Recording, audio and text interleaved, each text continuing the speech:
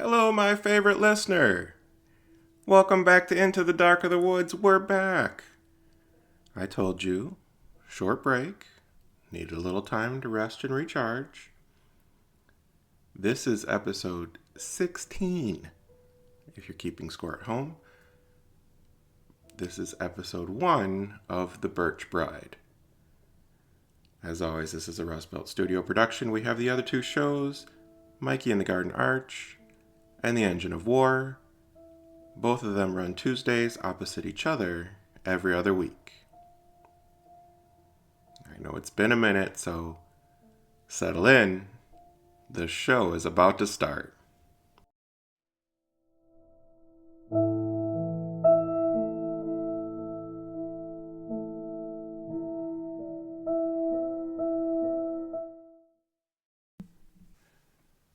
Sault Ste. Marie, Ontario, winter 1910.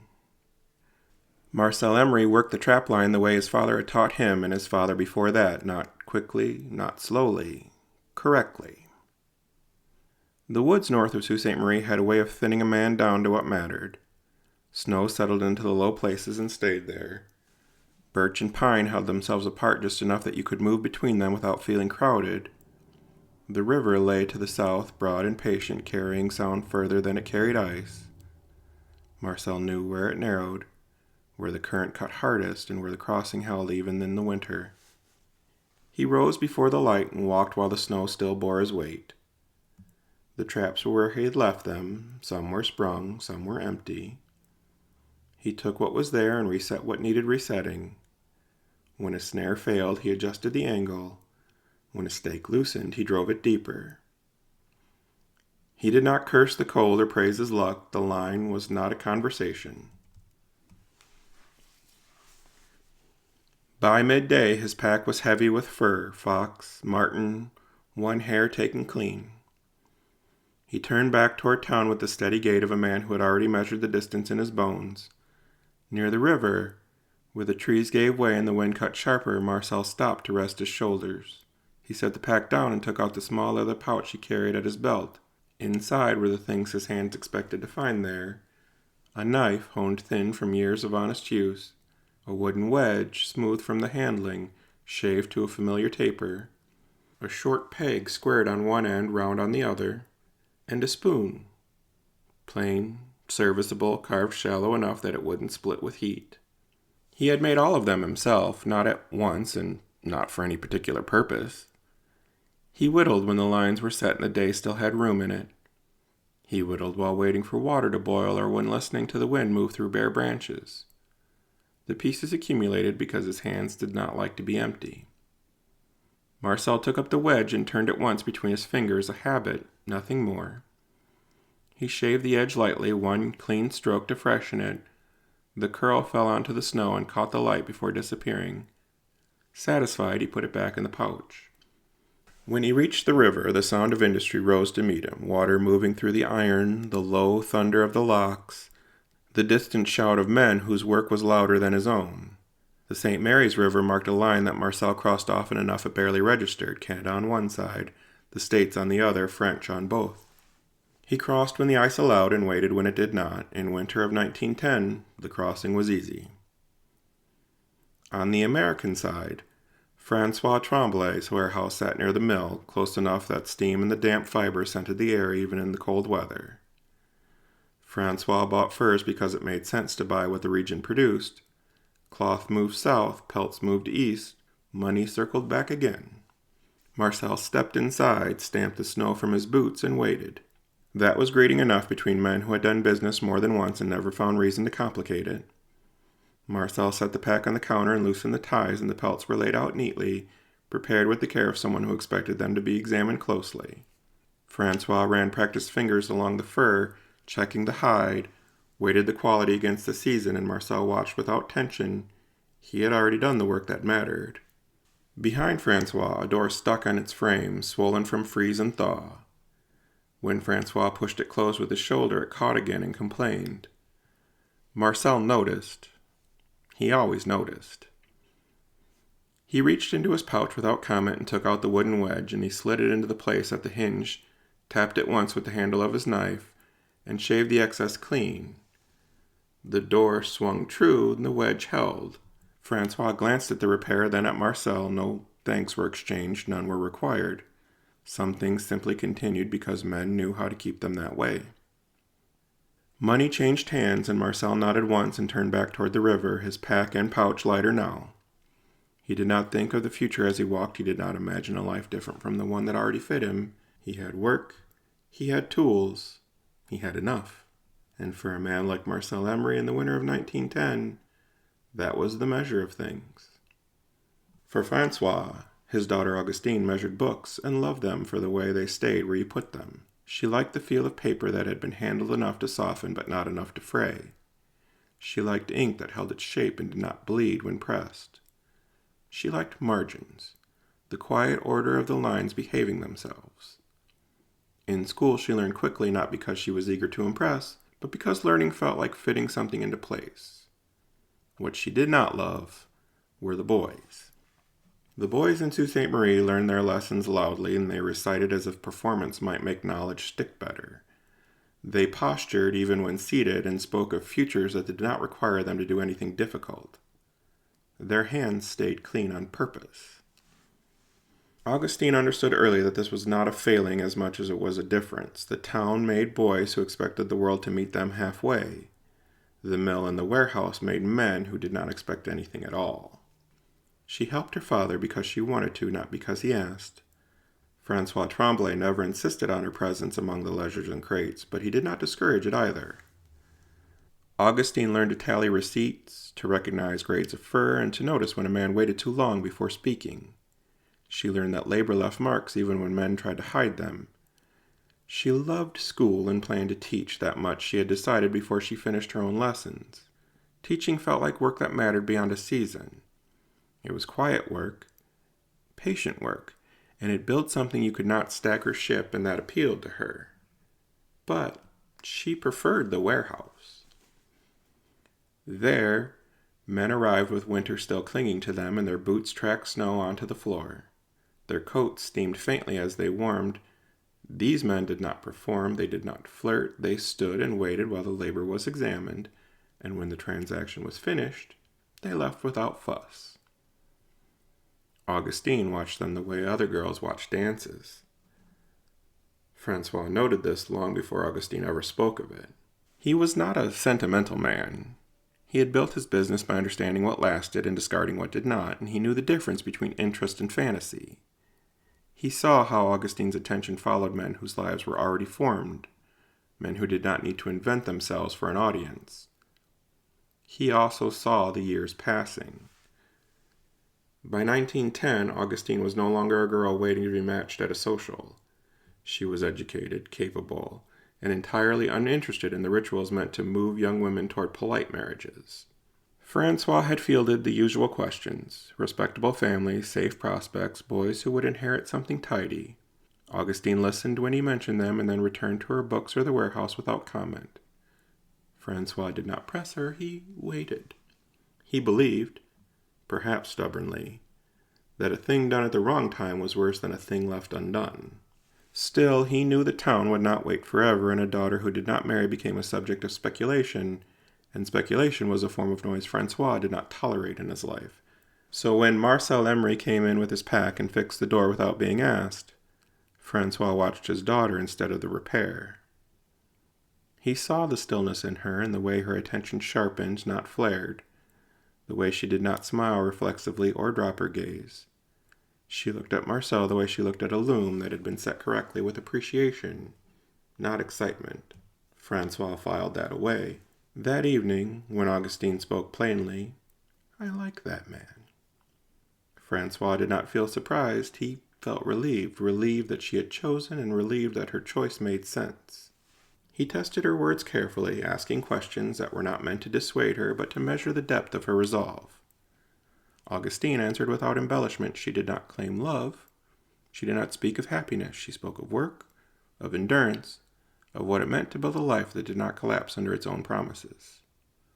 Francois listened. He had married young himself in a different place under different rules. He had learned early that affection was not enough to carry a household through the lean years. A man needed steadiness, A woman needed agency, and a marriage needed both.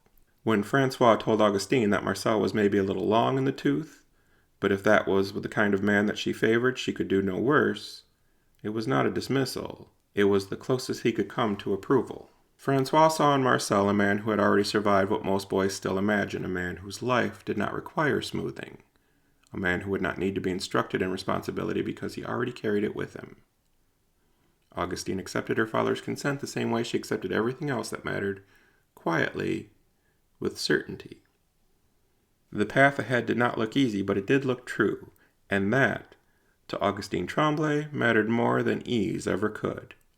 Marcel did not expect to see her again so soon. When he came back to Francois's warehouse 3 weeks later with another pack of pelts, lighter than the last but still taken clean, winter was loosening its grip unevenly now.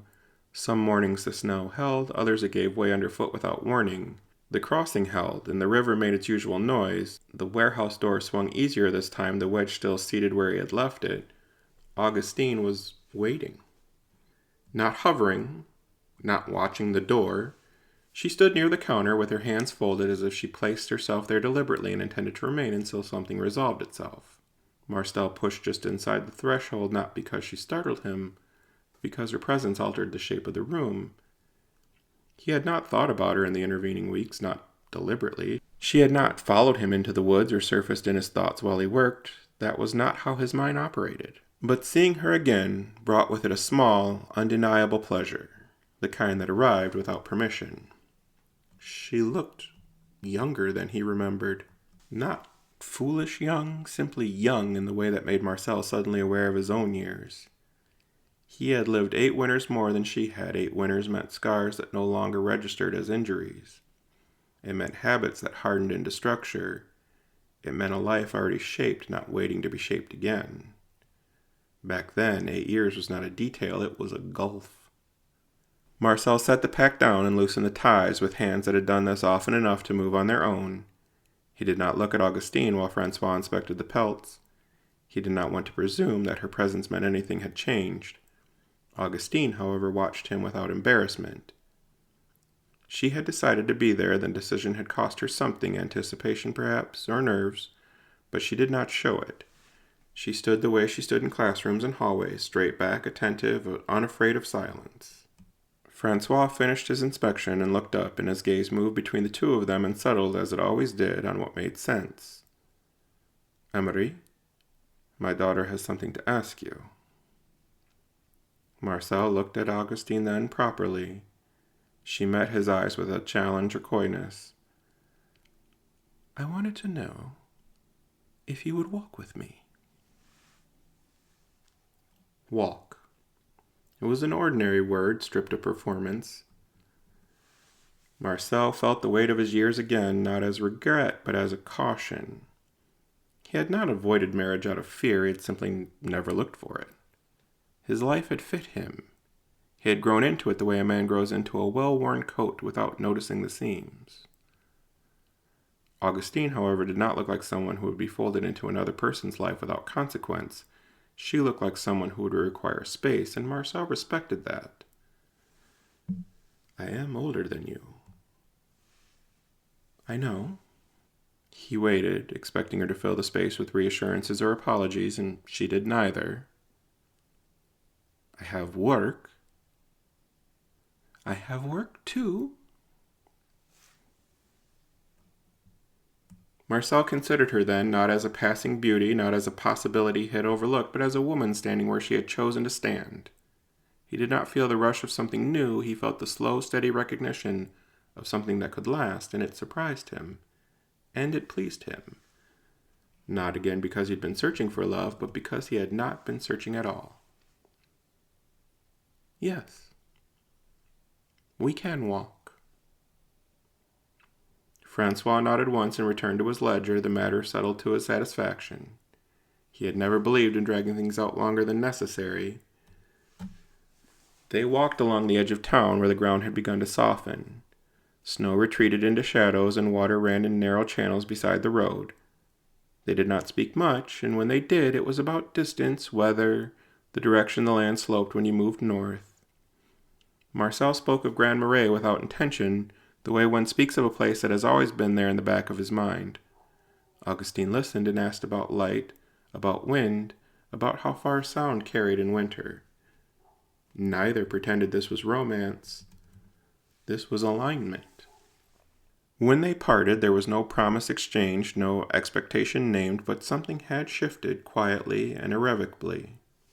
Marcel returned to the woods the next morning with his line still to check and his pack lighter than it would be later in the season. He worked as he always had. He set, adjusted, took, and waited. But when he stopped to rest his shoulders and reached into his pouch, his fingers found the small block of wood that he'd been carrying around for weeks. He didn't know what it would become, only that it would be needed. When he went back into Sault Ste. Marie, the two walked again the next week, and the week after that. Never at the same hour, never with ceremony, Marcel came in with furs when the line held, and Augustine made certain she was finished with her tasks when he arrived. Francois never remarked on it. He didn't need to. The rhythm established itself without discussion. On their walks, they would move to the edge of town.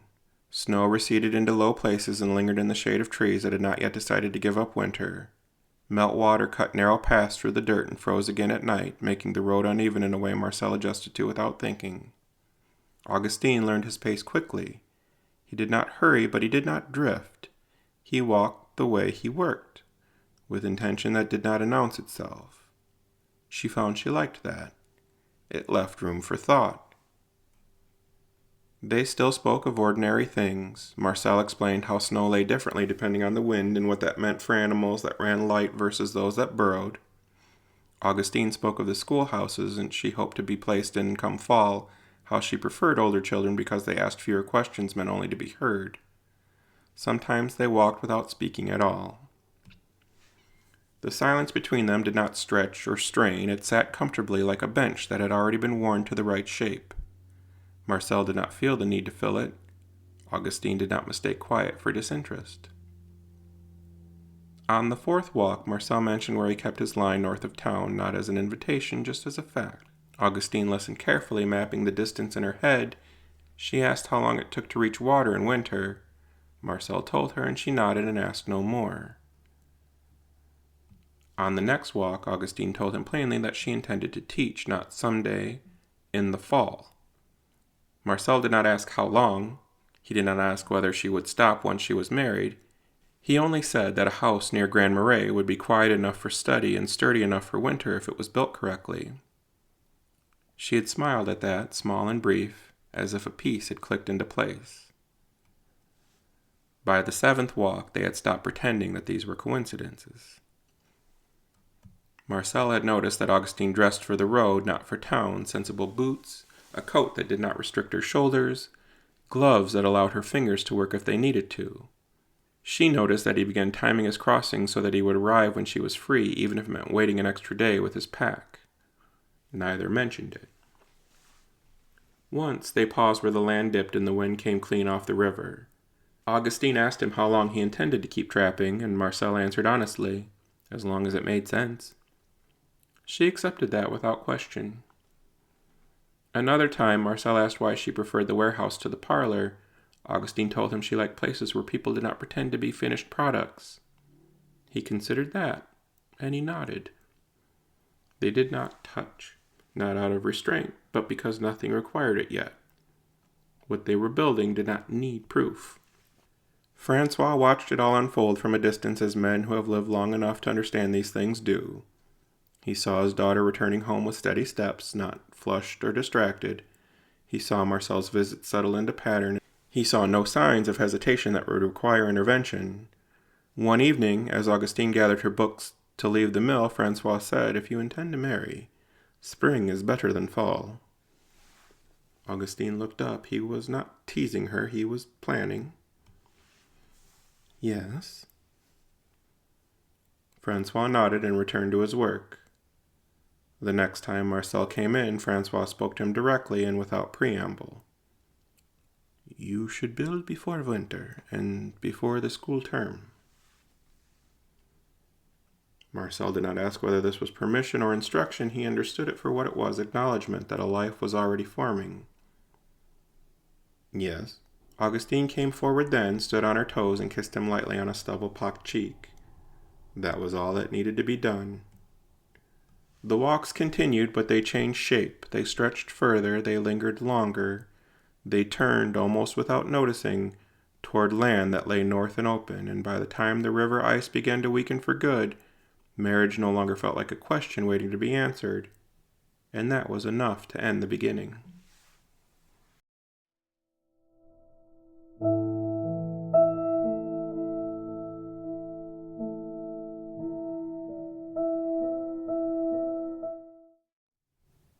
Hello again. This concludes episode 1 of The Birch Bride. This was a Rust Belt Studio production and was written and performed by Bryan Foster. You can catch all of our shows wherever you get your favorite podcast, and you can support us either by liking, sharing, listening, leave a comment on whatever podcast player you're listening to us on. Thank you very much for coming back. And until next time, my favorite listener.